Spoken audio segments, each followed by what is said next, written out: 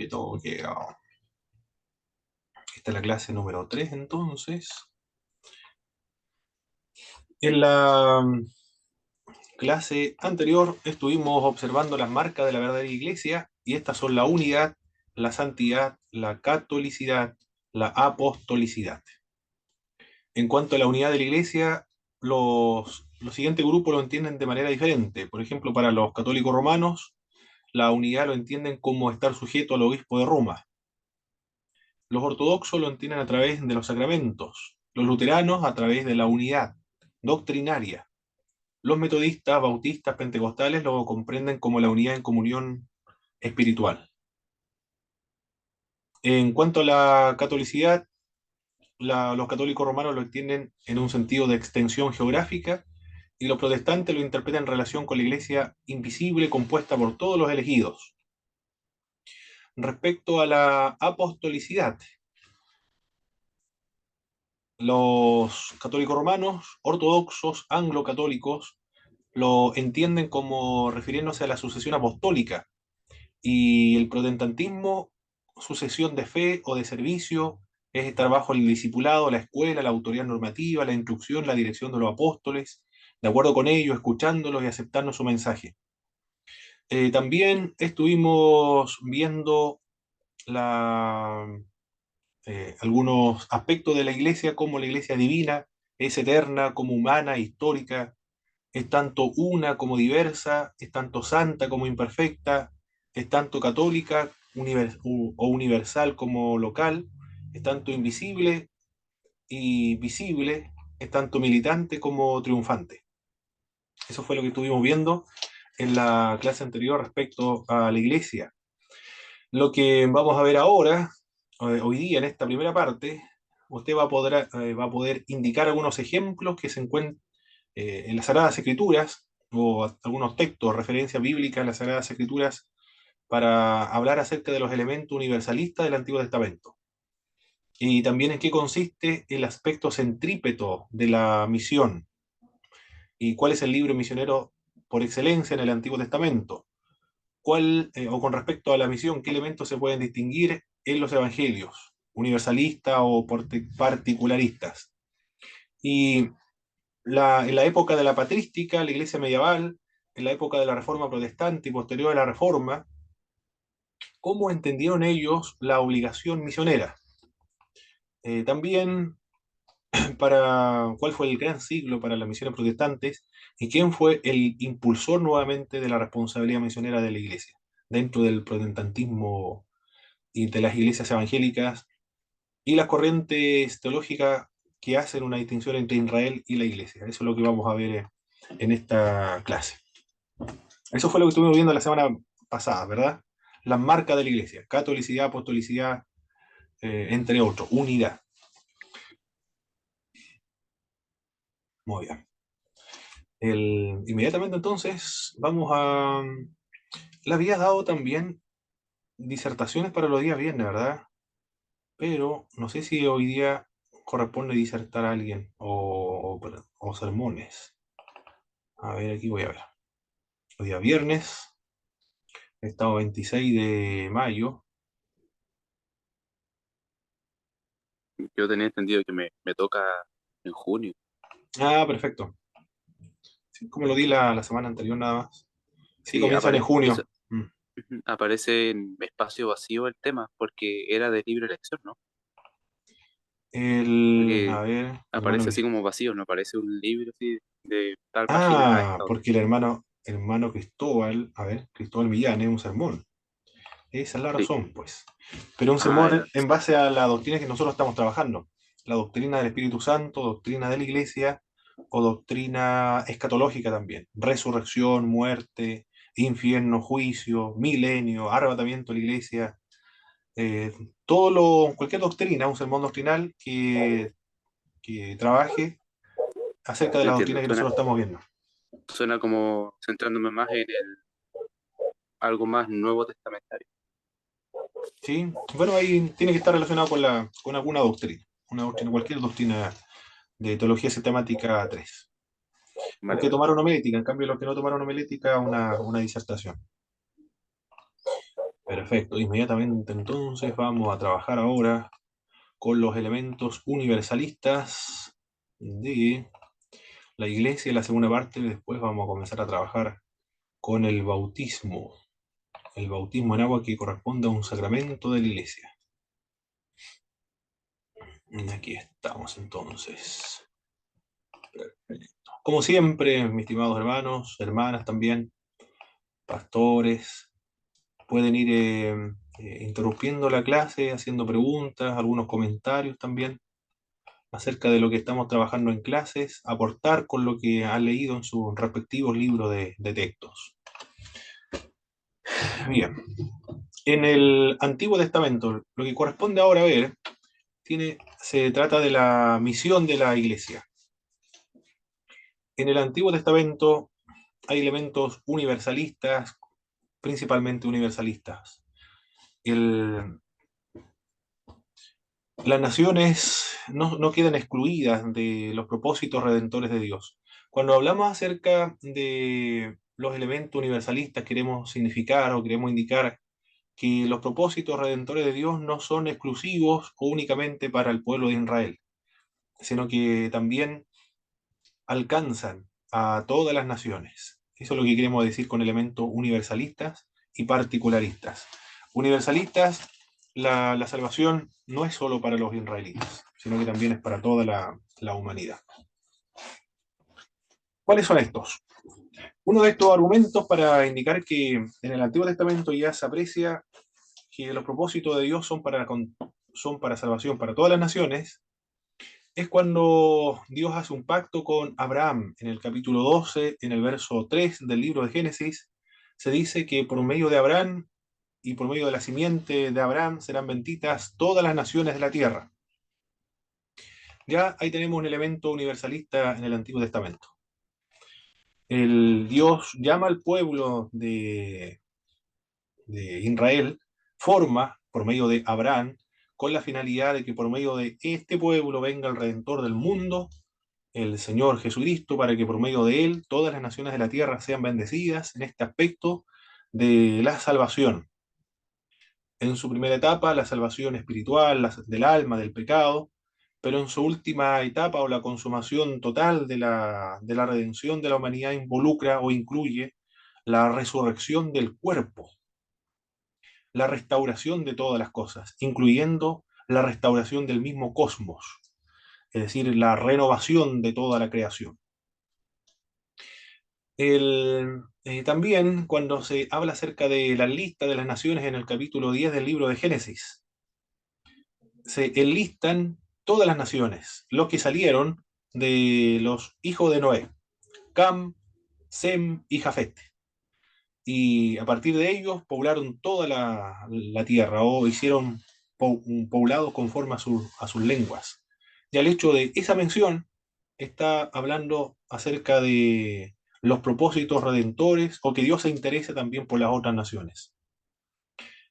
En el relato de la Torre de Babel, en el capítulo 11, también se habla acerca de cómo surgieron las naciones y Dios es el que confundió las lenguas y se conformaron las naciones de acuerdo al lenguaje de cada una de ellas. Dios entonces es el creador de las culturas y está registrado en las Sagradas Escrituras porque Dios está interesado en todos los pueblos.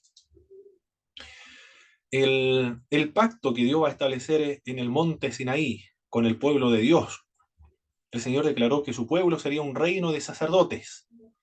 En otras palabras, un pueblo sacerdotal para las naciones.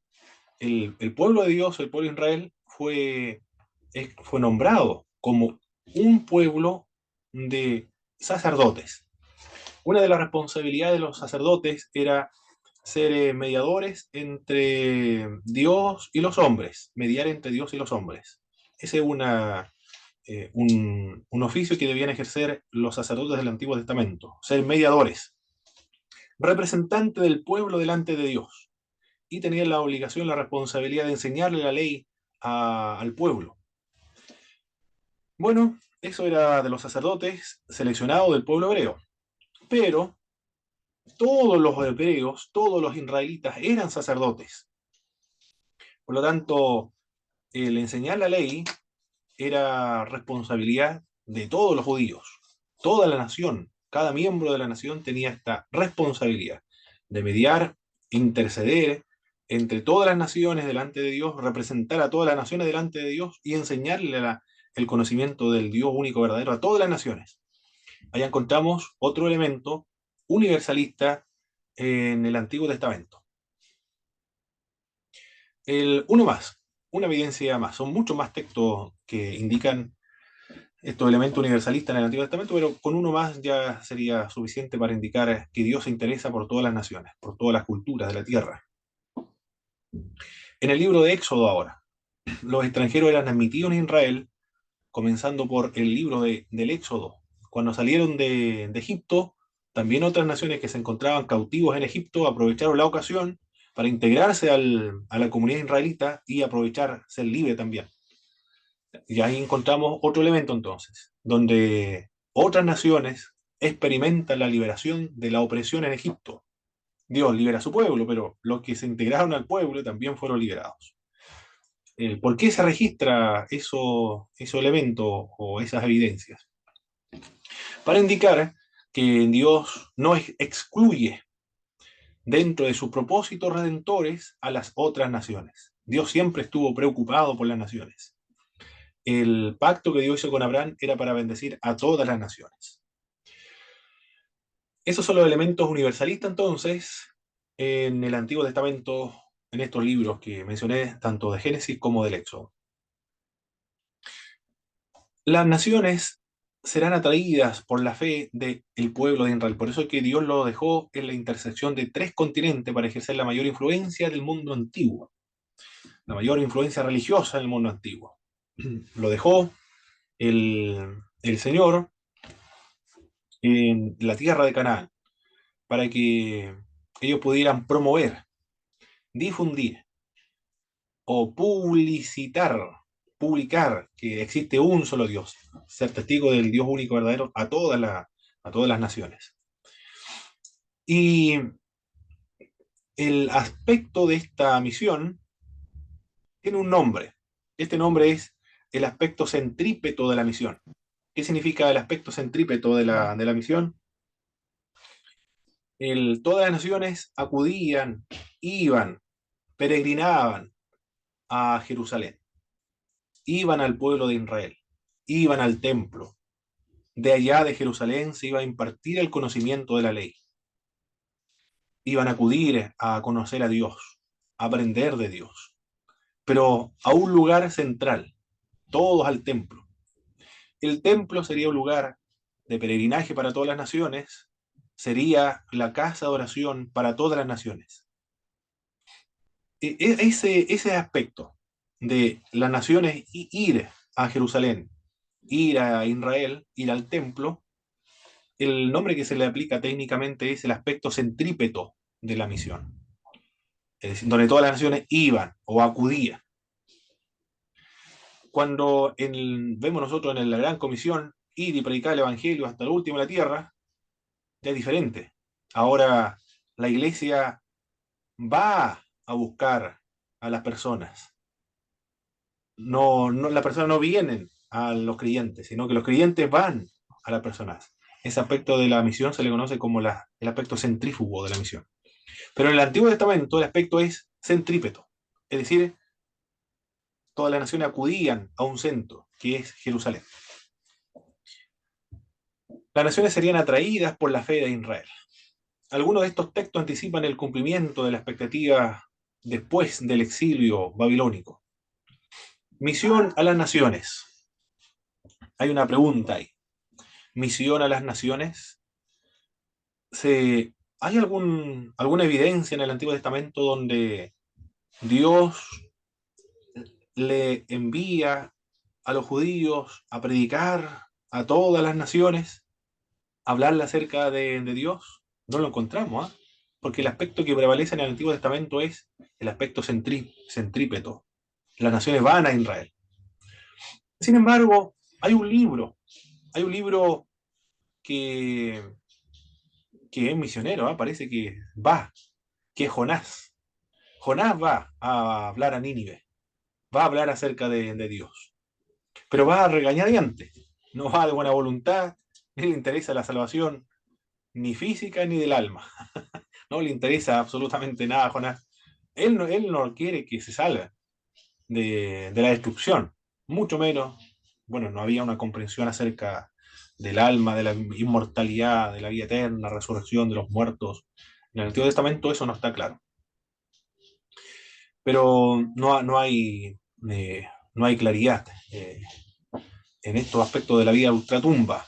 Este libro representa un llamamiento al antiguo Israel a que respondiera a su vocación, es decir, de ir a las naciones a hablar acerca de Dios.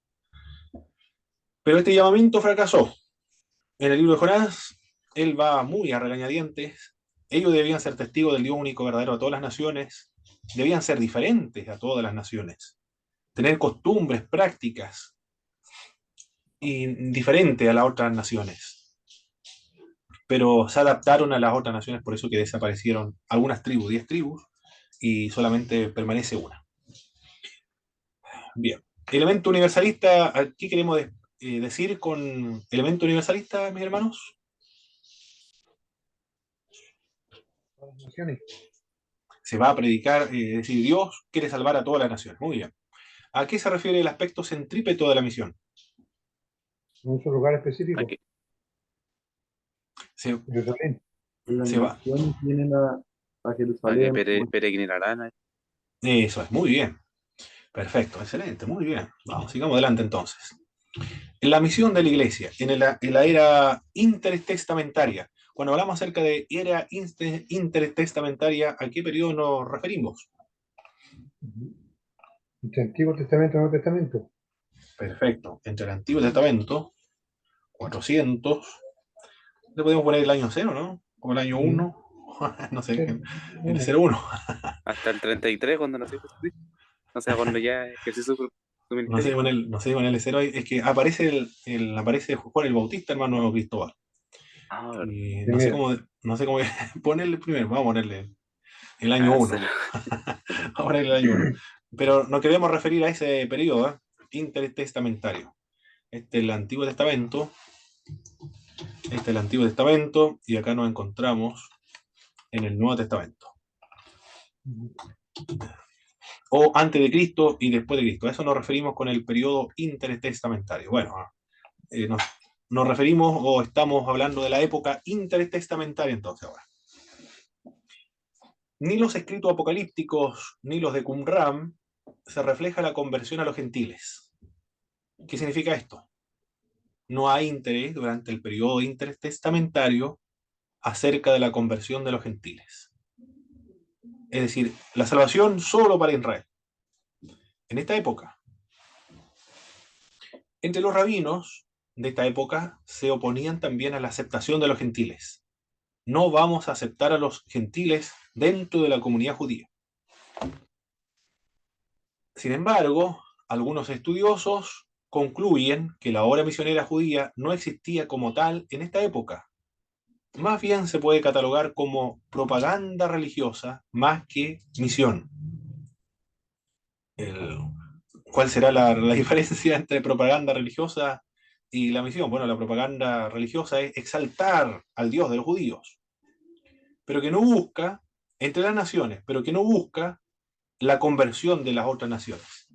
Eso es lo que dicen algunos también. Es decir, no hay interés por las naciones, lo que se lleva a cabo es una propaganda religiosa, más que misión. Sin embargo, otros señalan que existió en la era intertestamentaria una existencia proselitista activa entre los judíos. Cuando queremos hablar acerca de esto de una acción proselitista, ¿qué queremos decir, mis hermanos? ¿Qué queremos expresar con este término?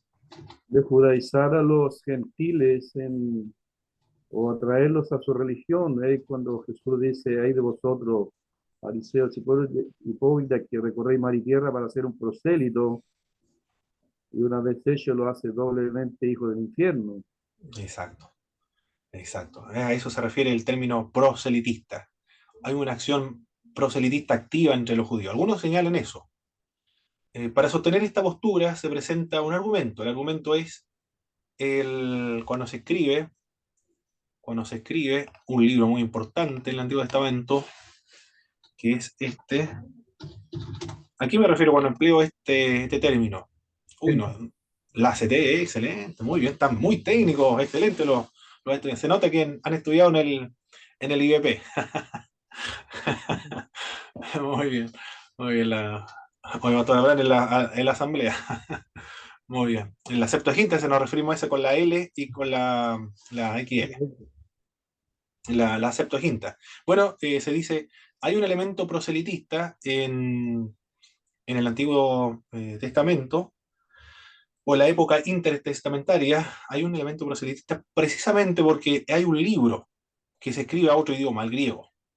Bueno, empleando ese argumento, no es tan convincente ese argumento porque la Septuaginta no fue una traducción fomentada o iniciada por motivaciones espirituales, religiosas, ni siquiera de los judíos, sino que esto venía del Estado. Alejandro Magno quería reunir todo el conocimiento de la cultura antigua en la biblioteca de Alejandría, y esta acción lo concretó Ptolomeo Filadelfo II, que era griego. Él mandó a hacer la traducción, pero no por iniciativas judías. Después, eventualmente o posiblemente los judíos de habla griega utilizaron la Septuaginta para hacer prosélitos posteriormente, pero originalmente hay que recordar que fue con motivos netamente culturales. Otros señalan que el aspecto centrífugo de la misión judía se inicia durante esta época. Ahora estamos empleando otro término. Estamos empleando otro término aquí. Con respecto a la misión, estos son términos propios de las misiones. El centrífugo. Hermano, disculpe, Centrífugo, ¿sí? no escuché bien lo que era proselitista. Quedé colgada. Ah, ok. Los proselitistas es tratar o esforzarse de ganar adeptos para su propia religión. Para los judíos se esforzaban para judaizar a griegos, romanos, de cualquier otra cultura que se hicieran judíos, que se circuncidaran y adoptaran la religión judía. En el caso de los evangélicos, nosotros, los protestantes, también hemos hecho proselitismo entre los católicos romanos, porque nosotros decimos los católicos romanos no están convertidos, y es verdad, porque nosotros, yo igual era católico romano, no estaba convertido. Entonces el proselitismo ahí es justificable dentro de los católicos romanos, o sea, dentro de los protestantes con los católicos romanos. Pero eso queremos decir es el proselitismo.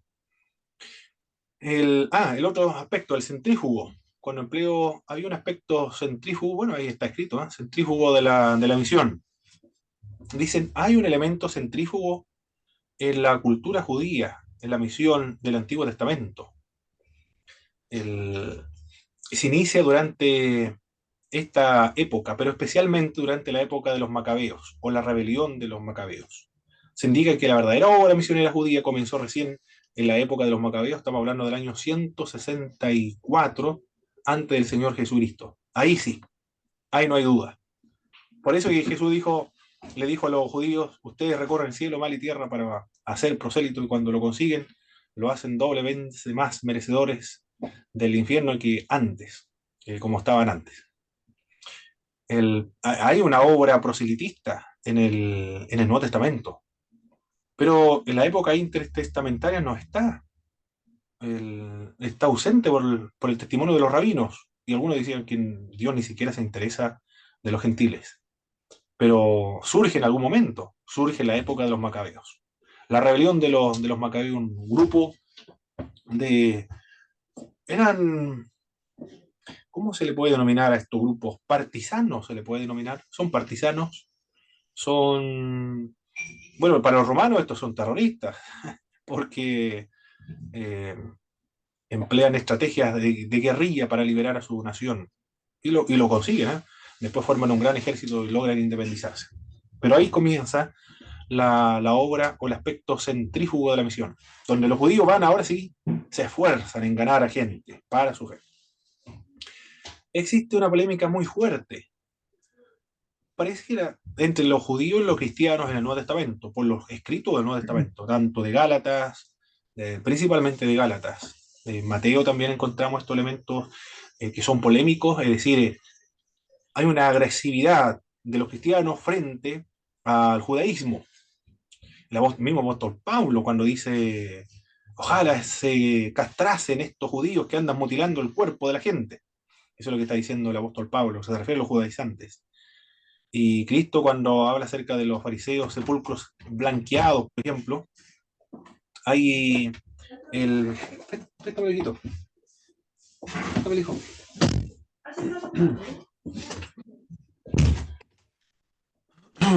También se lo aplica a los judíos.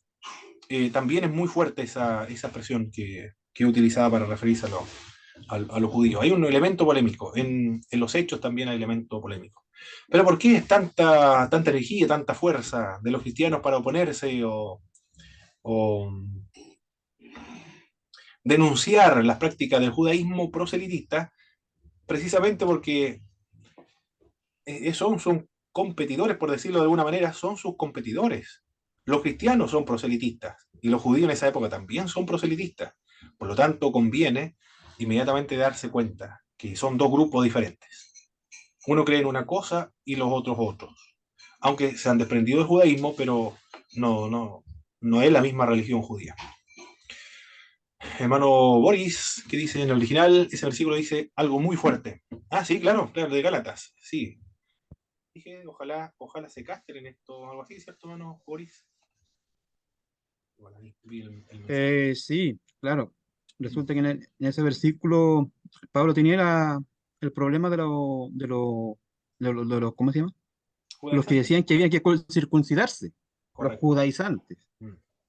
Y insistían los judaizantes con esto de que si no se circuncidan no serán salvos. Entonces, Pablo en un acto de rabia, digamos, de rabieta, Mm. él dice, ¿y por qué en vez de circuncidarse no se cortan todo el miembro viril del hombre? Sí, eso es. En un acto Eso es. como que ya lo tenían más hasta arriba de la coronilla, Pablo, los judaizantes con esto de la circuncisión. Exactamente, sí. Sí. Tenía su temperamento el apóstol Pablo, ¿eh? Como lo vemos ahí. Perfecto. Ahí está entonces elemento centrífugo de la misión en el Antiguo Testamento. Vamos. Y...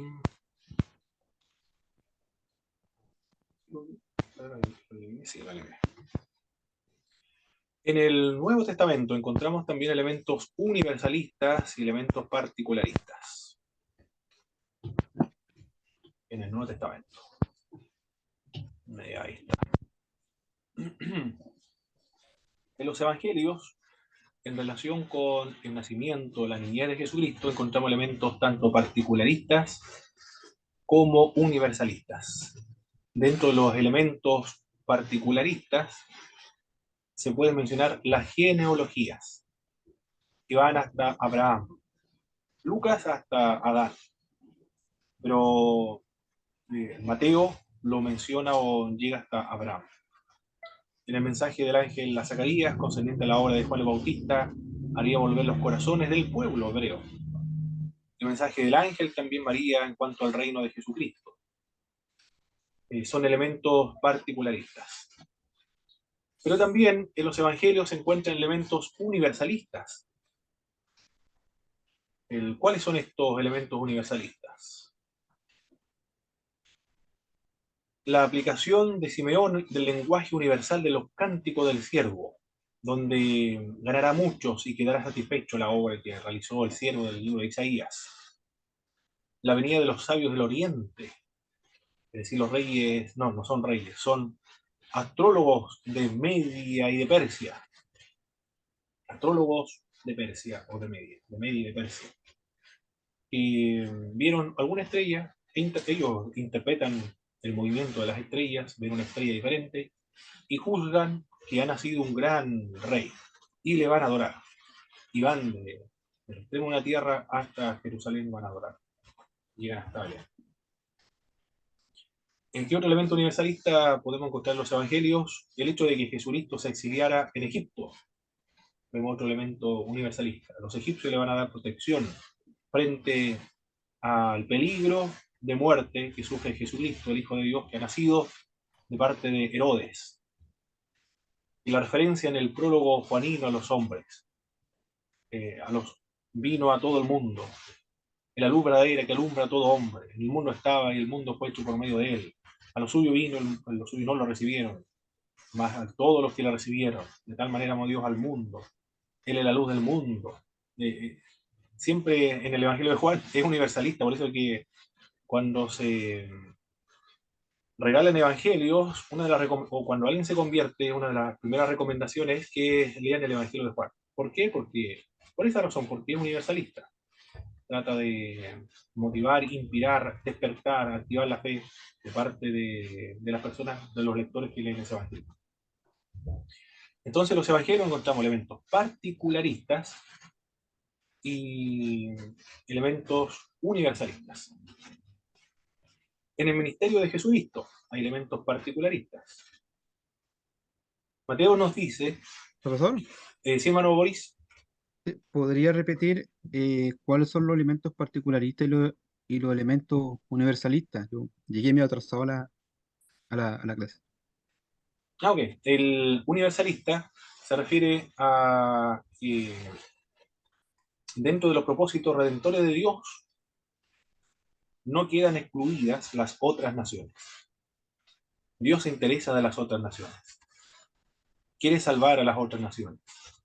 Se preocupa de las otras naciones, no solo del pueblo hebreo. Particularistas, pareciera que solo se preocupa del pueblo hebreo y no le interesa a las otras naciones. Es elemento particularistas. Pero la Biblia, en el Antiguo Testamento, prevalece hay muchas evidencias de universalistas. En los evangelios, ambos, particularistas y universalistas. El elemento particularista en el ministerio de Jesucristo, Mateo nos dice que el ministerio de Jesús se limitaba solo para las ovejas perdidas de la casa de Israel. Es fuerte esa expresión, es decir, el ministerio, el evangelio se limita solo a las ovejas perdidas de la casa de Israel. Y que los 12 debían llevar el mensaje solo a las ovejas perdidas de la casa de Israel. No a casa de samaritanos, de paganos, nada. Solo a la casa perdida de Israel. Pero también encontramos en el ministerio de Jesucristo elementos universalistas, pero son numerosos. Jesús vivió en Cafarnaún, Galilea de los gentiles. Ahí vivió Jesús, en Galilea de los gentiles. No vivió en la capital religiosa del pueblo hebreo, sino en Galilea de los gentiles. Los que tienen contacto con otras culturas, los que viajan, ¿cómo se llaman estos que viajan a muchos países cosmopolitas, los cosmopolitas? Viajan a muchos países, tienen amigos de todas partes. Se sienten, saben que son de un país, pero no se sienten extraños, extranjeros en ningún país. Y cuando está en su país se siente como extranjero. Ya, esas personas son muy amistosas. Porque se sienten, han estado en el extranjero, por lo tanto tienen mucha simpatía con todas las culturas, porque está en contacto permanentemente con otras culturas. No es etnocentrista. Racismo, xenofobia o chauvinismo, todos esos elementos están ausentes en una persona que tiene contacto con muchas culturas, de varios pueblos. Los de Jerusalén son todos judíos. La gran mayoría, por lo menos, son judíos. Por lo tanto, pareciera que no están contaminados por los gentiles. Son más orgullosos entonces. Porque se sienten superiores en cuanto a temas raciales. Y además que están vivos en Jerusalén. El templo está al lado. Y desprecian a los que vienen de otros sectores que no son de Jerusalén. El acento también es diferente. Yo me acuerdo de un profesor de ISUM, Guillermo González, en Argentina. Bueno, estábamos en ISUM en Argentina, y un compañero me preguntó, me dijeron, ¿De qué? El profesor Guillermo González es de Chile, ¿cierto? Sí, le dije yo. ¿Y por qué no tiene tu mismo acento? Me dijeron. Tenía un acento diferente. Claro, y es verdad, después yo puse atención y el acento que él tenía no era el mismo nuestro, de los que viven aquí en Chile. Como había viajado permanentemente a tantos países, a México, Uruguay, Colombia, Paraguay, durante todo el año estaba viajando, haciendo clases en ISUM, Instituto de Superación Ministerial de las Asambleas de Dios en América Latina. Entonces, él había adoptado otro acento, totalmente diferente. Por esa razón, porque tenía contacto con muchas culturas, con muchos pueblos, y perdió el acento chileno y ahora tenía un acento, un acento internacional. Así ocurre también con Jesucristo. Vive en Galilea, pero Galilea es un pueblo cosmopolita, donde hay muchas culturas, confluyen muchas culturas ahí. El acento es diferente. Por eso cuando Pedro está en Jerusalén, lo identifican. Tú eres Galileo, tú estabas con Cristo, tu mismo acento te delata, tu forma de hablar te delata, le dijeron. Y él comenzó a maldecir, no, yo nunca lo conocí, y comenzó a maldecir, yo no conozco a tal hombre. Claro, lo identificaron porque tenía un acento diferente, no era de Jerusalén, era de Galilea Gentil. Cuando alguien dijo, Jesús, el Mesías de Nazaret, dijeron, ¿de Nazaret podrá salir algo bueno? Mire lo de Jerusalén, ¿eh? Lo de Nazaret, dijeron, de Nazaret podrá salir algo bueno. Es decir, son muy orgullosos los de la capital, lo de Jerusalén, porque le dice, este no es de Jerusalén, él viene de allá de Galilea, Galilea de los gentiles, de allá no puede salir algo bueno, si ellos están mezclados con los gentiles, están contaminados con los gentiles.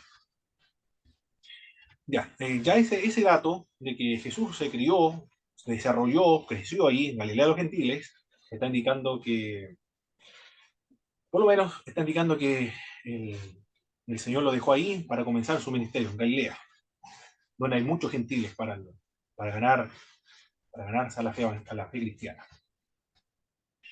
Visitó un pueblo samaritano, conversó con una samaritana, sanó al criado de un centurión romano, sanó al endemoniado gadareno, purificó el templo y dijo, esta casa será llamada casa de oración para todas las naciones de la tierra. Hay harto elemento ahí universalista, de la obra del ministerio de Jesucristo. En el sermón de la sinagoga de Nazaret se refirió a los gentiles, la viuda de Sarepta, el Naamán, el sirio, lo cita cuando comienza su sermón. En la parábola de la cizaña, afirmó que el campo es el mundo. Se identificó Jesucristo mismo como la luz del mundo. Dijo también que tenía ovejas que eran de otro redil, que no eran del redil judío, eran de otro redil. Se refería a los gentiles. Por lo tanto, hay muchos elementos universalistas en el ministerio de Jesucristo. La muerte, la resurrección, la gran comisión. También existen elementos universalistas. Jesús dio su vida en rescate por muchos, no por algunos, sino por muchos. Los que son de la línea de la calvinista interpretan que Cristo murió solo por los elegidos, pero no murió por el mundo. Cuando dice que de tal manera amó Dios al mundo, que murió por todo el mundo, el calvinismo lo interpreta, pero por todo el mundo escogido, no por todo el mundo como nosotros entendemos mundo. Increíble, ¿eh? Increíble, así lo ven, así mismo como lo escuchó, lo ven el calvinismo de la predestinación, que es absoluta. ¿Qué otro elemento? Su sangre fue derramada por muchos. Pablo dijo que para los llamados, tanto judíos como griegos, Cristo es poder de Dios, sabiduría de Dios. La muerte de Jesús no iba a ser solo por la nación judía. Él murió por todo el mundo. Mi auto Jaime estaba. Digo, ya. La expiación de. ¿Iba a decir algo, mi auto Jaime, no? Ok, ya. La expiación por nuestros pecados, y no solamente por los nuestros, sino también por todo el mundo. El lenguaje de Juana es por todo el mundo. Es claro, y enfático. Una y otra vez, la luz del mundo, a todo el mundo, murió por todo el mundo, se repite en el Evangelio de Juan, indicando estos elementos universalistas en la misión y la obra de Jesucristo. Voy a borrar aquí algunas partes que no se logra ver bien.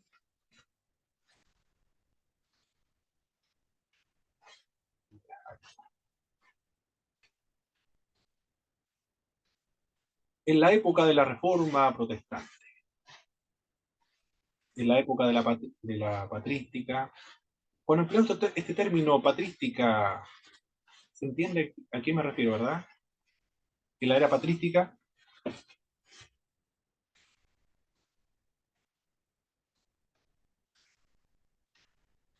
La verdad no. Suena como de patriarcado, patriarcas, no sé, como los que dejaron algún legado. muy bien, está cercano La, de... la época de la patrística tengo entendido que se trata de la época de los padres de la iglesia, los padres apostólicos. Son Perfecto, los muy bien. que, eh, Eso es, eso es. Son muy importantes para... profesora, Sigue, hermano Boris. profesor, a todo esto una pregunta entre paréntesis. ¿Cuál es la diferencia entre los padres apostólicos y los padres de la iglesia? Los padres apostólicos, ¿O son los mismos? no, no son los mismos, no son los mismos. Mire que estaba Ya. buscando el libro que hablaba acerca de eso, pero como estoy ordenando, lo vi otra vez. El libro que era muy bueno. Mira, estaba por una parte. Ese, ese libro habla acerca de la patrística. Los padres apostólicos son los discípulos directos de los apóstoles, contemporáneos de los apóstoles, o muy cercanos a los apóstoles. Esos son los padres apostólicos. ¿Discípulo directo de los apóstoles? Exactamente. Irineo de León, Policarpo, por ejemplo, es decir, de Juan, muy cercano a Juan, recibió la enseñanza directamente de Juan. El- ellos eran pastores de iglesia. Eran también, la parte de pastores, eran escritores, es decir, eran teólogos, eran pastores y teólogos. Eran, escribían libros. Es decir, el trabajo de esta persona fue fuerte, ¿eh? Pues muy fuerte. Escritores y, y teólogos. Eran personas sabias, recurrían a ellos por consejo, pero por la obra pastora, pero no se limitaban a pastorear la iglesia, sino que acudía la gente a ellos para pedir consulta o consejería. Y teólogos escribían. Relatan ellos en sus libros los acontecimientos propios de una iglesia durante esa época, ese periodo. En esta época, y los padres de la iglesia son los discípulos de los padres apostólicos. Esa es la diferencia. También eran pastores, escritores, teólogos. En la época medieval, en la época de la Reforma y después de la Reforma, ¿qué dijeron ellos? Los cristianos han sostenido la opinión de que los apóstoles cumplieron en su época la gran comisión y que por tanto, así como su oficio apostólico dejó de existir, cesó también la obligación de cumplir la gran comisión. Eso enseñaron. La era patrística, la época medieval, la época de la Reforma y después de la Reforma. ¿Ha escuchado este pensamiento, esta opinión ahora, actualmente, en algún comentarista por ahí, en algún escatólogo o alguien que aparezca en internet, en YouTube, por ejemplo, que diga que la gran comisión, ir y predicar el evangelio hasta el último de la tierra, ya no es una orden, una responsabilidad para la iglesia, puesto que se lo dijo a los discípulos, muriendo los apóstoles, cesó también la obligación de esta gran comisión.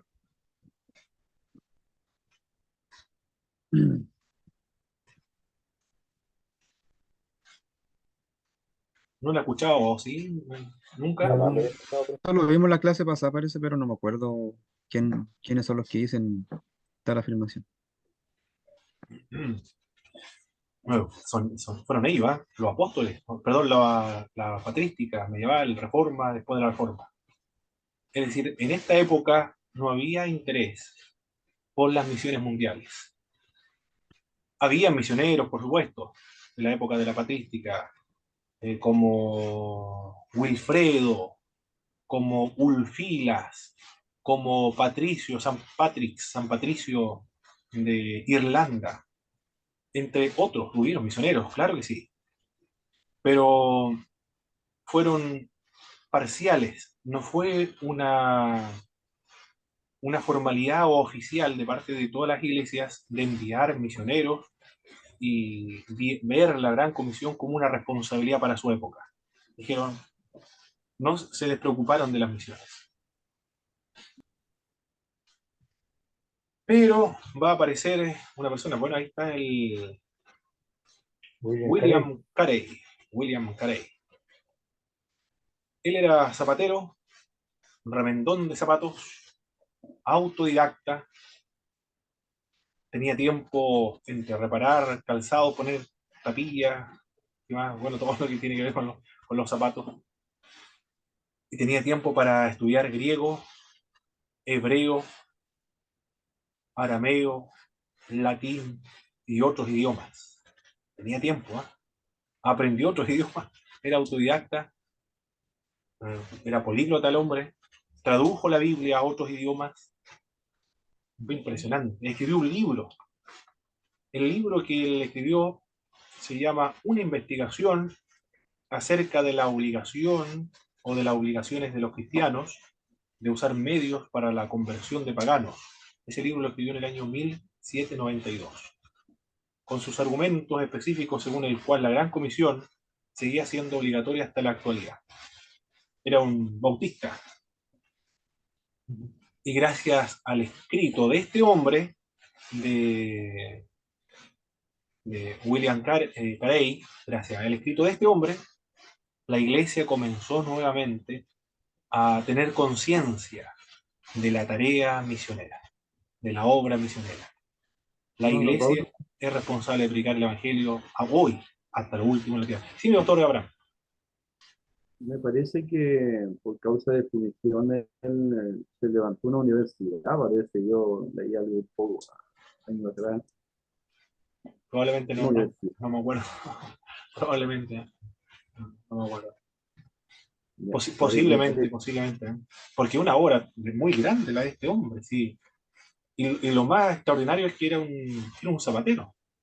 Y se educó a sí mismo, sin ir a la universidad, a un seminario, a alguna facultad, se educó a sí mismo.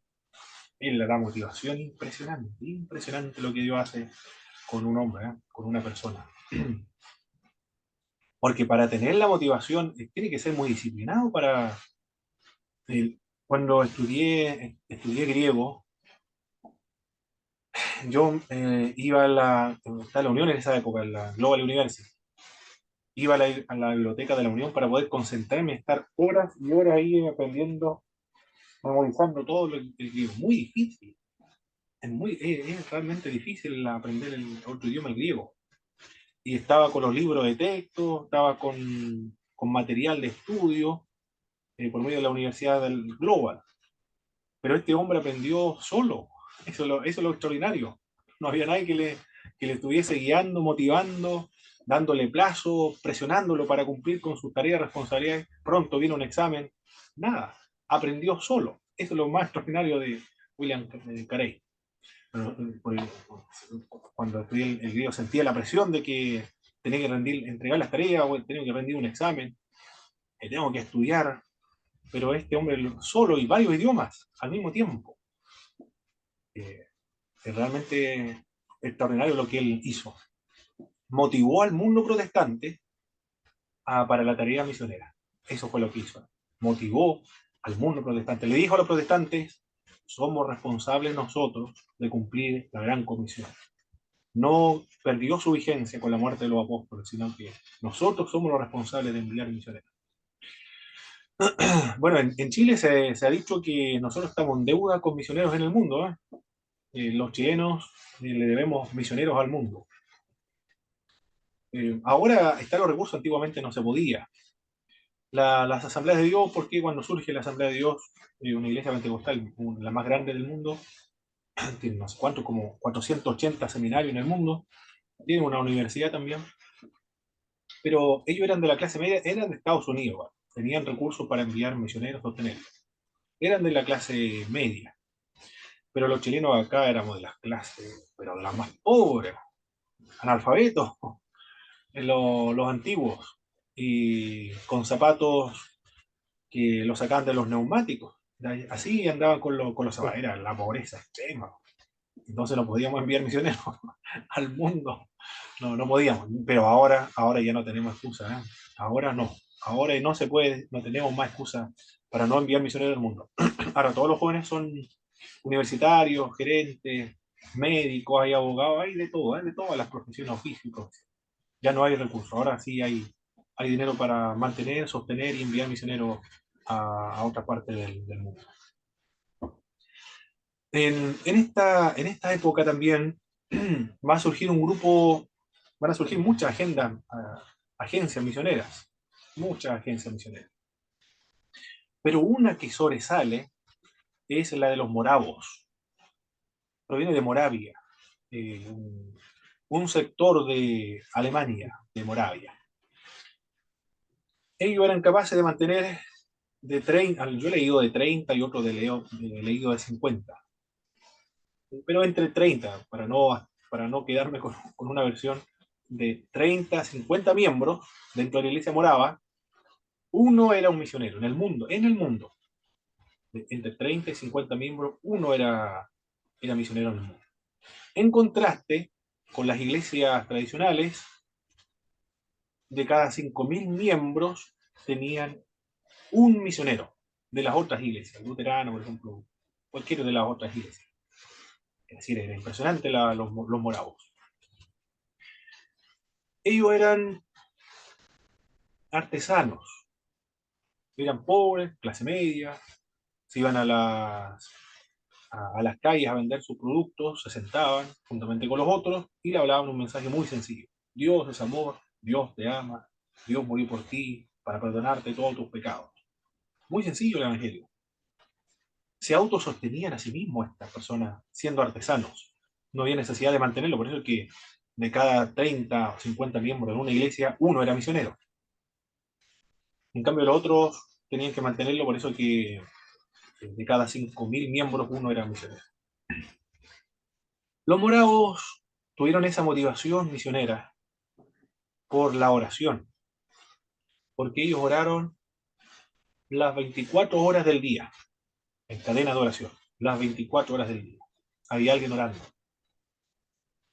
Los 7 días de la semana, los 365 días del año, por 100 años. ¿Qué le parece? Por 100 años. Se sorprendió el doctor Jaime. Una garganta no. Casi se desmayó del asiento. Impresionante, ¿eh? Impresionante. Los moravos. Impresionante. Esa información está en este libro de Ruth Tucker, Hasta lo último de la Tierra. Este libro que presenta las misiones mundiales.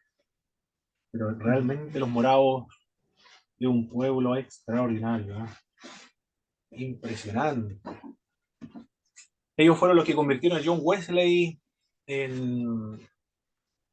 cuando viajaba de Inglaterra a Estados Unidos. Hubo una tormenta y John Wesley tuvo miedo de morir. Era joven. Y los moravos no tenían miedo. Le preguntó después John Wesley, le dijo al otro día, ¿y ustedes no tenían miedo?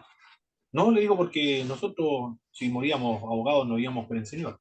Ah, pero ustedes son adultos. Voy a preguntar a los niños.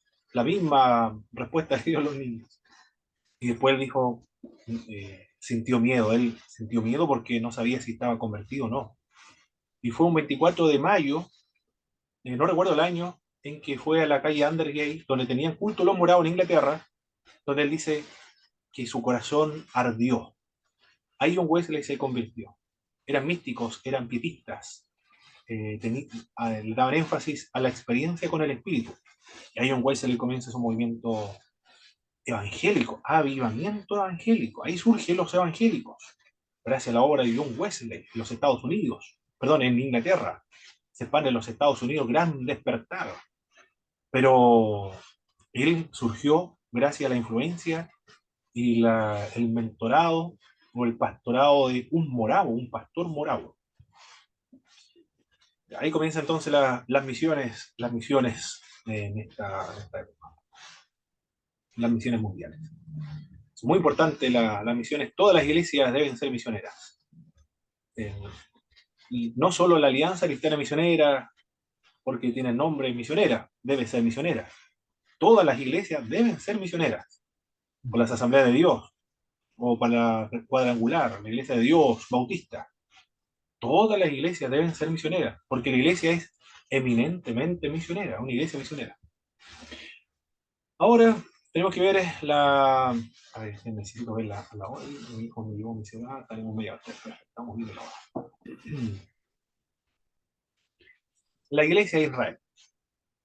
Tanto para los protestantes como católicos romanos, fuera de la posición dispensacionalista, es decir, la posición no dispensacionalista, tenemos que poner un nombre, no dispensacionalista, han dicho que la iglesia incluye a los creyentes del Antiguo Testamento y del Nuevo Testamento en una sola iglesia y un solo cuerpo de Cristo. Hay una sola iglesia y un solo cuerpo. No hay un Israel y hay una iglesia, sino que son lo mismo, una sola iglesia. Es lo que dicen los no dispensacionalistas. Ahora vamos a ver a los dispensacionalistas. ¿Qué dicen los dispensacionalistas? La iglesia no empezó sino en Pentecostés. Y no es correcto decir que los creyentes del Antiguo Testamento y los creyentes del Nuevo Testamento constituyen una iglesia. Dios tiene dos planes distintos para los dos grupos diferentes del pueblo que Él ha redimido. Para con Israel en el futuro, promesas terrenales; para la iglesia en el futuro, promesas celestiales. No es Grudel el que está adoptando este punto de vista, sino que saqué esta cita de Wayne Grudel, pero Wayne Grudel está citando a los dispensacionalistas.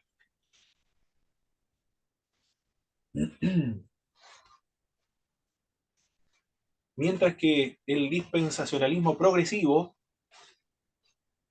es decir, una modificación del dispensacionalismo clásico, no ve la iglesia como un paréntesis en el plan de Dios, sino como el primer paso en el establecimiento del reino de Dios.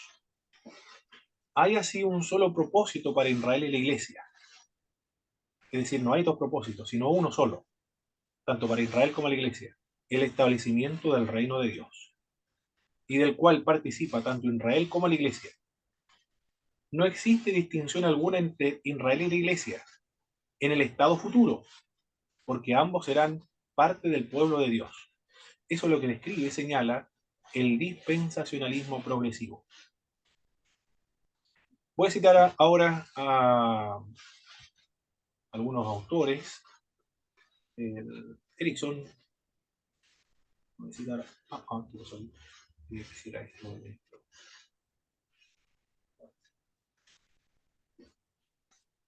Erickson dice lo siguiente con respecto a Israel y la iglesia.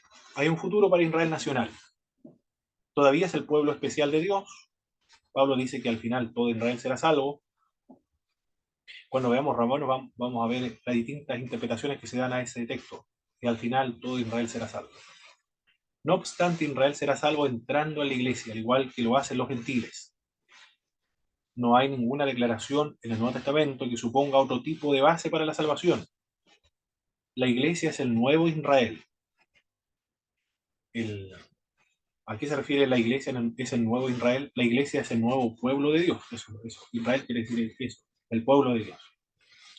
En el nuevo pacto ocupa el lugar que ocupaba Israel en el antiguo pacto. Mientras que en el Antiguo Testamento el reino de Dios estaba poblado por Israel nacional, en el Nuevo Testamento el reino de Dios está poblado por la iglesia. Eso no quiere decir que no hayan israelitas en la iglesia, porque toda la iglesia del siglo I eran todos judíos, o los apóstoles eran todos judíos.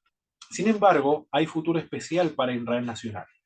A través de la conversión a gran escala a Cristo, y de la entrada de la iglesia.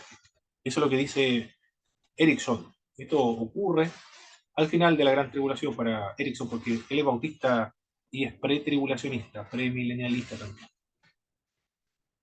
Bien, eso es lo que teníamos que ver correspondiente a esta parte de la clase. Tenemos media hora para trabajar el resto del día. ¿Alguna pregunta, alguna opinión acerca de lo que estamos viendo hasta ahora? Porque ahora nos vamos a trabajar con los sacramentos, con las ordenanzas de la iglesia, que es el bautismo y la Santa Cena. Vamos a trabajar la segunda parte con el bautismo. Pero antes de comenzar con los otros, vamos a ver si hay alguna opinión, algún planteamiento, algo de lo que haya leído en su libro de texto con respecto a Israel, la iglesia y la misión de la iglesia.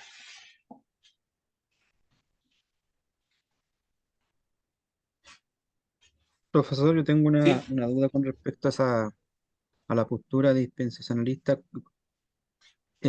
¿Cómo podemos afirmar? Bueno, yo creo que, yo no lo creo de partida de eso de que la iglesia sea el nuevo Israel y el pueblo de Israel ya no es el pueblo de Dios. ¿Qué bases podemos tener, por ejemplo, para afirmar eso? Que no es que Dios haya desechado al pueblo de Israel, sino que son dos pueblos aparte, que están vigentes hoy en día. Ah, muy bien, lo que dice el apóstol Pablo en Romanos. Ah, muy ¿Ya? bien. El apóstol Pablo cuando dice en Romanos, no ha desechado Dios a su pueblo, puesto que yo mismo soy parte de ese pueblo. Y él se comprende dentro de la iglesia, el apóstol Pablo. Él está diciendo que no ha quedado excluido los israelitas de la salvación o los propósitos redentores de Dios. Si ahora hay gentiles dentro de la iglesia, porque el apóstol de los gentiles, eso no significa que no hay ningún judío que va a ser miembro de la iglesia, que es el pueblo de Dios, el nuevo y definitivo pueblo de Dios. Y él argumenta, porque yo mismo soy israelita. Es decir, el pueblo de Dios, el nuevo pueblo de Dios, el definitivo pueblo de Dios, o la iglesia, está compuesto tanto de judíos como de gentiles. Perfecto. Eso es lo que señala este grupo. Yo en realidad no he reflexionado, no he pensado, no he hecho un trabajo de investigación más profundo acerca de este tema, de la pregunta que me hizo el hermano Boris.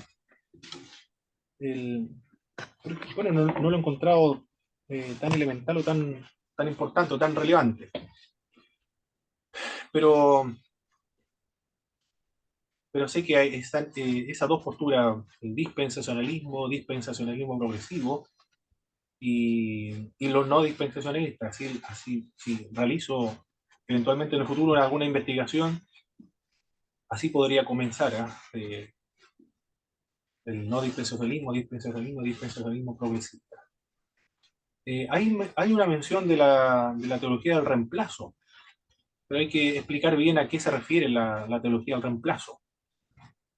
Eh, ya con ese texto del apóstol Pablo, que es judío y todos los apóstoles eran judíos, ya hay que explicarlo bien. En ese sentido no es que haya sido reemplazado, sino que ahora el pueblo de Dios se ha extendido más que reemplazado, se ha extendido a los gentiles.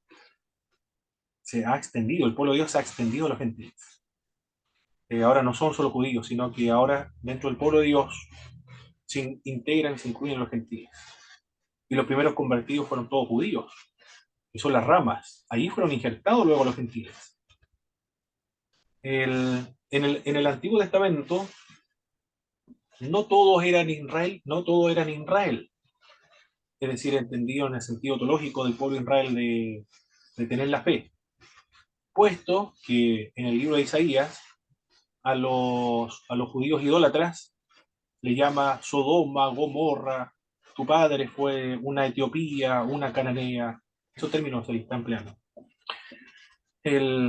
Aunque son étnicamente son judíos, son israelitas, étnicamente, pero espiritualmente son paganos. En el Nuevo Testamento y en el Antiguo Testamento, el término Israel se utiliza en ese mismo sentido, cuando hablamos en términos espirituales. Es decir, para ser Israel, tiene que tener fe. De lo contrario, aunque sea étnicamente Israel, no es espiritualmente el pueblo de Israel en el Antiguo Testamento y en el Nuevo Testamento también. Así lo logro ver hasta ahora, pero no he hecho un trabajo de investigación más profundo, más acabado acerca de ese tema. Pero lo veo así hasta ahora. Y en el Nuevo Testamento ocurre del mismo modo. Es decir, gentiles ahora son el Israel, pero por el hecho de tener fe. Y algunos judíos también son el Israel de Dios, pero porque se convirtieron al Señor Jesucristo. Pero los judíos que no se convierten a Jesucristo, no tendríamos, no cometeríamos un error exegético al clasificarlo como paganos, porque el mismo profeta Isaías lo trata y lo menciona como paganos. Digo, Oseas también, este ya no es mi pueblo. Cuando habla acerca del pueblo de Israel, ellos ya no son mi pueblo. Eran pueblo, pero ya no son su pueblo porque no creen en Dios. No estamos tan equivocados al reflexionar de ese modo. Pero no sé cómo denominarle eso, hermano Boris. ¿Cómo denominarle eso? Es lo que le Profe, estoy indicando. Sí, hermano Cristóbal. sí, yo también, de hecho, también iba a preguntar algo así, muy parecido. Lo que pasa ¿Ya? es de que en el ministerio de Jesucristo, en una ¿Mm? parte una mujer va a pedirle oración, ¿Sí? o sea, que bendiga a su hija, si no me equivoco. ¿Mm? Y él le dice de que no puede o que no es lícito porque los amos no le dan de comer de la misma mesa a los perrillos o algo así. ¿Mm? Pero al final igual termina sanando a su hija. Entonces es como que Jesucristo dice una cosa, pero en la práctica eso mismo, la mujer se lo bendijo. Y en la práctica igual nomás se fijó en los gentiles. ¿Mm? Por la fe, que persiste. Claro, sí. Exactamente.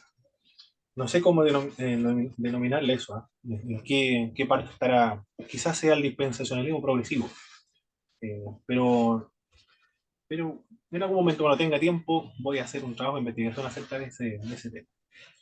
Perfecto. Ahora nos vamos entonces a trabajar con el- las ordenanzas de la iglesia, que va a ser el bautismo.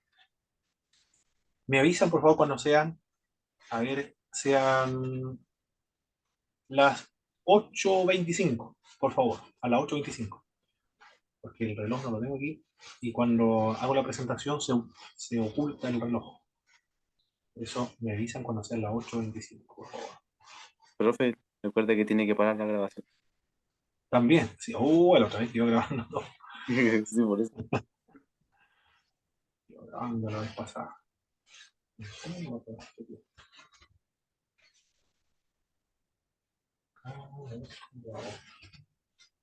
Todavía no. A 3, ahora sí. Y aquí solamente la 4. Perfecto, aquí vamos. Entonces,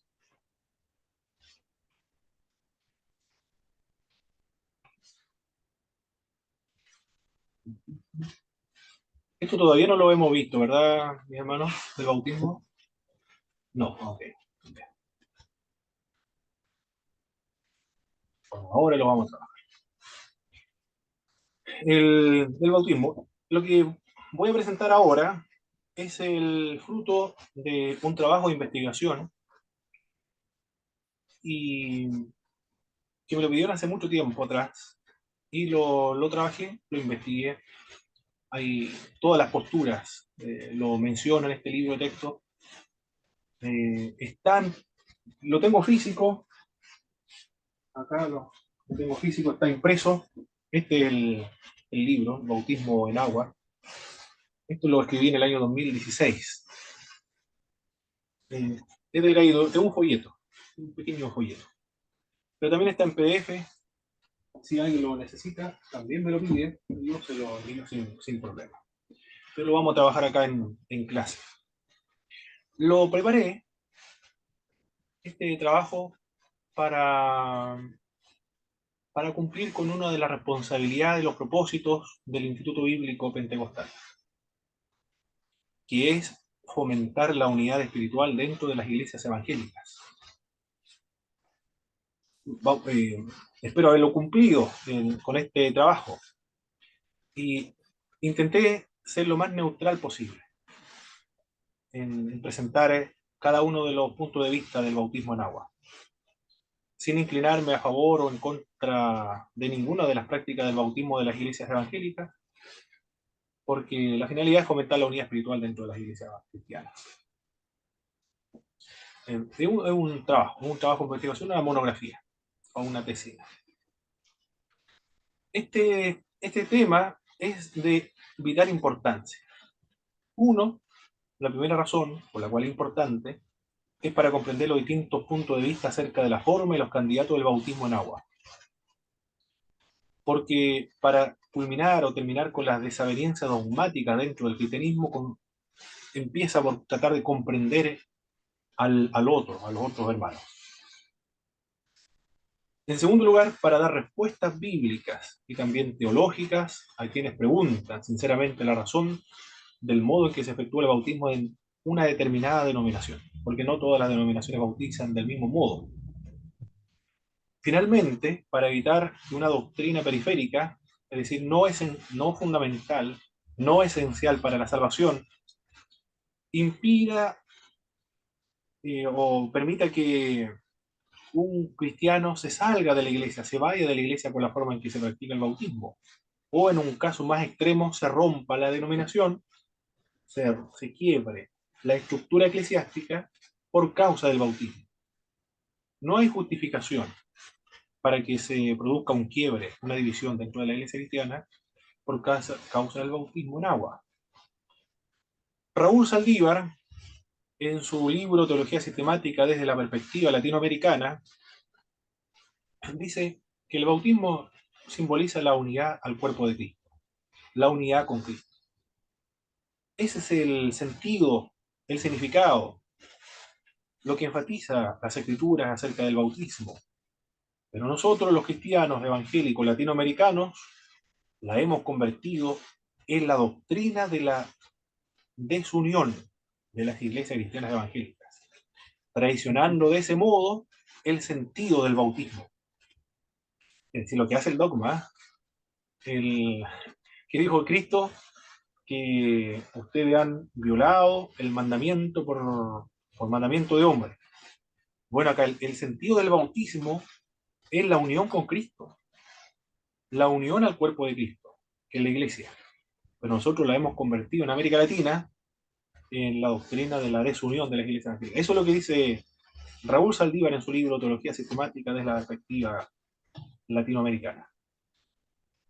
La tesis de este libro, de este texto o de este folleto, dice lo siguiente: de acuerdo a la evidencia bíblica, teológica, histórica y cultural, no existe solo una forma legítima de practicar el bautismo en agua.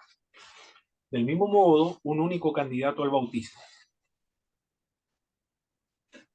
Los testimonios bíblicos en el Nuevo Testamento, para respaldar uno u otro punto de vista, se basan en el silencio. Es decir, no lo dice el texto bíblico. ¿Cómo se bautizaron? ¿Quiénes se bautizaron? No lo dice. Para responder a ese silencio, se encuentra en forma implícita y se deja al intérprete la capacidad de conjetura. Es decir, la conjetura está allí en el intérprete para responder o llenar el vacío en esos silencios bíblicos cuando personas se bautizaron. Otro elemento que se debe considerar acá para sostener esta tesis es que cuando nos acercamos al texto bíblico, nosotros arrastramos nuestros prejuicios, nuestras tradiciones, nuestras propias experiencias al texto bíblico para interpretarlo. Es decir, nuestros prejuicios, nuestros preconceptos, nuestras tradiciones, nuestra cultura, nuestra experiencia, contribuyen para interpretar ese pasaje bíblico. No lo interpretamos desde el vacío. Por eso que un autor del libro de los Hechos, un comentarista del libro de los Hechos, cuando se bautizan en la casa de el carcelero de Filipo. Él pregunta, ¿cómo se bautizaron? ¿Quiénes se bautizaron? Y él dice honestamente, dice, esto depende de quién es el que está leyendo el pasaje bíblico, porque se lo interpreta un bautista, se bautizaron por inmersión y solo a los adultos, pero se lo interpreta un presbiteriano, se bautizaron por rociamiento o por aspersión y se bautizaron niños. Así señala este autor, Lasor, William Lasor, menciona ese antecedente. Para tratar de comprender los distintos tipos de bautismo que practican las iglesias cristianas, se requiere primero comprender cuáles son las teorías a las cuales se fundamentan los bautismos, los distintos bautismos. Uno de estos bautismos se conoce como el bautismo, o identifica o concibe el bautismo como medio de gracia. ¿Quiénes son los que conciben el bautismo como medio de gracia? Los sacramentalistas. ¿Qué dicen los sacramentalistas? Es un medio de gracia por medio del cual Dios imparte gracia salvadora y trae como resultado el perdón de los pecados. El punto de vista luterano señala que el requisito previo es la fe, mientras que en el catolicismo romano se prescinde de ella. Se imparte gracia, una gracia salvadora. Es decir, el bautismo imparte realmente la gracia salvadora. Eso es lo que está diciendo este punto de vista, el primero, como medio de gracia. Son dos iglesias que conciben el bautismo como medio de gracia. Me voy a limitar a las iglesias del occidente, porque en el oriente no lo tengo muy claro. Me refiero a la iglesia ortodoxa del bautismo, ¿cómo lo ven? No lo tengo claro. No. Falta leer más. Incluso los libros de teología de la iglesia de Oriente no enfatiza mucho esta parte. Pero el catolicismo romano sí. El catolicismo romano y el luteranismo concibe el bautismo como medio de gracia. Dice el catolicismo romano, el bautismo es el sacramento por el cual el hombre renace espiritualmente mediante la evolución con agua. ¿Qué es lo que está diciendo el catolicismo romano? Se produce el nuevo nacimiento por medio del agua y la invocación de las tres divinas personas de la Trinidad, en nombre del Padre, del Hijo y del Espíritu Santo. Es decir, tiene que estar el agua, tiene que estar la fórmula del bautismo, en nombre del Padre, del Hijo y del Espíritu Santo, por medio de un sacerdote que está ordenado por la Iglesia, y si se lo imparte a alguien, se produce la gracia, es decir, se salva la persona que está recibiendo el bautismo. Los efectos que produce el bautismo son la remisión de pecados, perdón de pecado entonces. La remisión de pecado original en los niños y en los adultos, todo el perdón de los pecados veniales y mortales.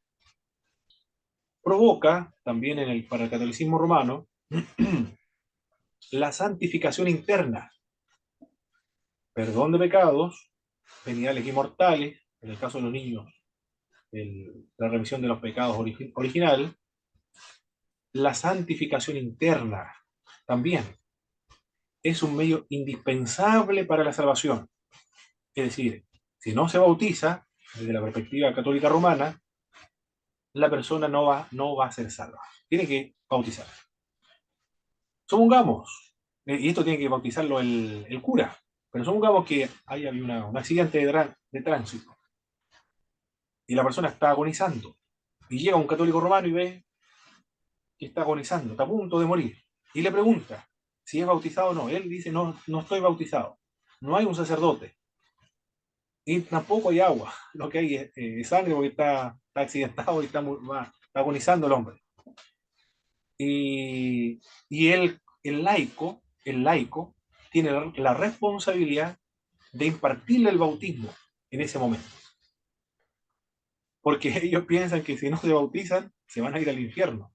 Entonces el hombre, en la desesperación, recibe el bautismo. En una de esas dice, puede ser que sea eficaz si era incrédulo, por ejemplo, y ahí ya hasta las últimas, entonces se convierte.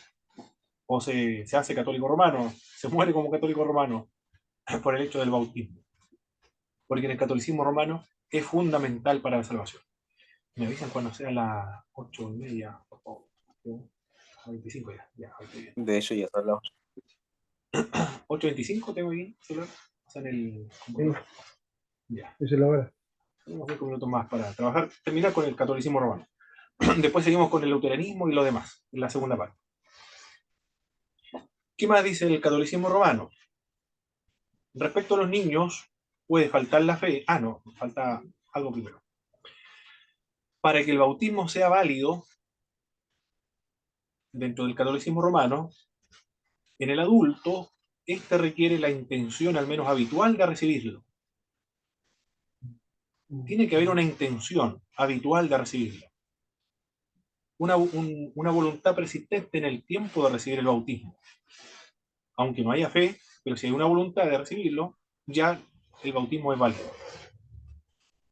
Y para que lo reciba dignamente, se requiere la fe y el arrepentimiento. Para que se produzca la gracia, tiene que tener fe y tiene que arrepentirse de los pecados.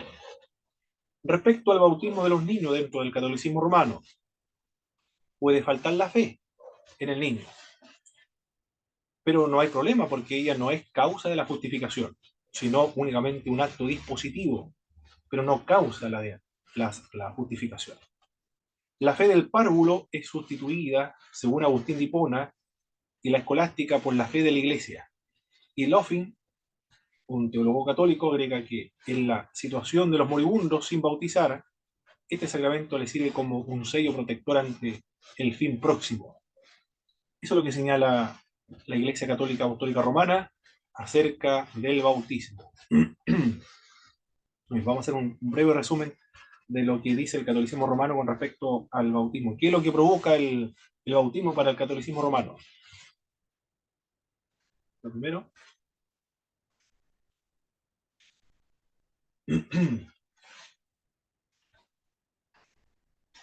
¿qué efecto produce?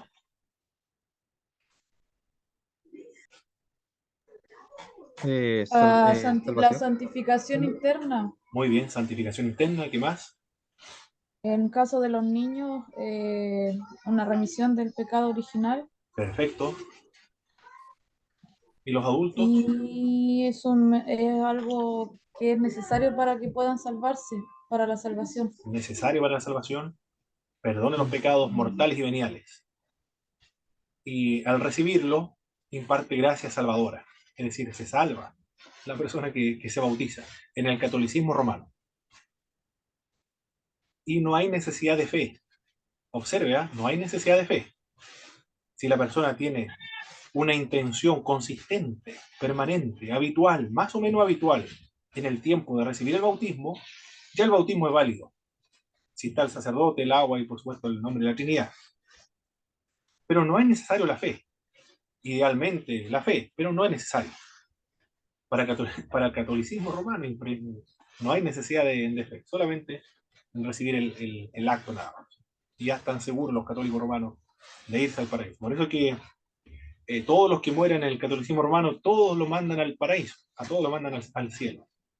Haya servido a Dios, si se bautizó, ya se van todos al cielo, por el hecho de bautizarse. En el protestantismo no es así, tiene que haber frutos, evidencia de la salvación. Pero en el catolicismo romano ya sabemos.